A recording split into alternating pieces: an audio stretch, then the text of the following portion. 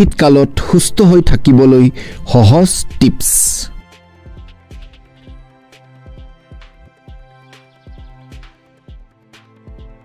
Stay warm তৰপকৈ হাস পোছাক পিন্ধক আৰু শৰীৰৰ তাপ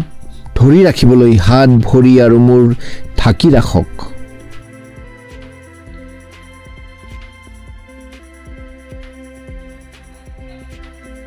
হাইড্ৰেটেড হৈ থাকক ৰোগ প্ৰতিৰোধ ক্ষমতা শক্তিশালী কৰি ৰাখিবলৈ প্ৰচুৰ পৰিমাণে পানী আৰু গৰম তৰল পদাৰ্থ খাব লাগে পুষ্টিকৰ খাদ্য খাওক ৰোগ প্ৰতিৰোধ ক্ষমতা বৃদ্ধি কৰিবলৈ বতৰৰ ফলমূল শাক-পাচলি আৰু ভিটামিন সি আৰু ডি সমৃদ্ধ খাদ্য অন্তৰ্ভুক্ত কৰক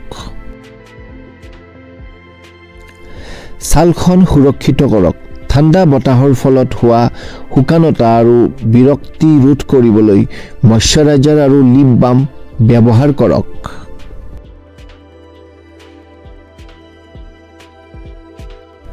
নিয়মিতভাৱে ব্যায়াম কৰক ঘৰৰ ভিতৰৰ ৱাৰ্কআউট বা বাহিৰৰ কাম যেনে খোজ কাঢ়াৰ সৈতে সক্ৰিয় হৈ থাকক যাতে তেজৰ সঞ্চালন উন্নত হয় ভালদৰে শুব শৰীৰটো সুস্থ হৈ উঠাবলৈ আৰু শক্তিশালী হৈ থাকিবলৈ 7 পৰা 8 ঘণ্টা টোপনিৰ লক্ষ্য ৰাখক সঘনাই হাত ধুব লাগে বিশেষকৈ খাদ্য খোৱাৰ আগতে ভাল পৰিষ্কাৰ পৰিচ্ছন্নতা বজাই ৰাখি বীজাণু অতৰাই ৰাখক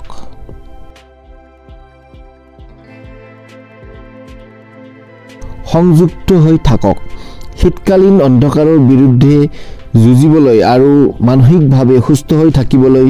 আপোনজনৰ সৈতে সময় কটাওক এই সহজ পদক্ষেপবোৰে আপোনাক